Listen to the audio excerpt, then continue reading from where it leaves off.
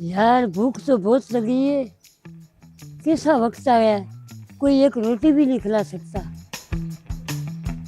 इस गाड़ी को कपड़ा मार दूं, शायद कोई साहब आ जाए तो वो खाना खिला दे मुझे।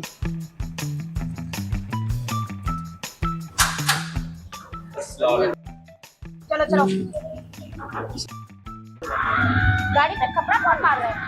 पता नहीं, आधा घंटे से लगा हुआ है। तो क्या तुम मना नहीं कर सकते थे?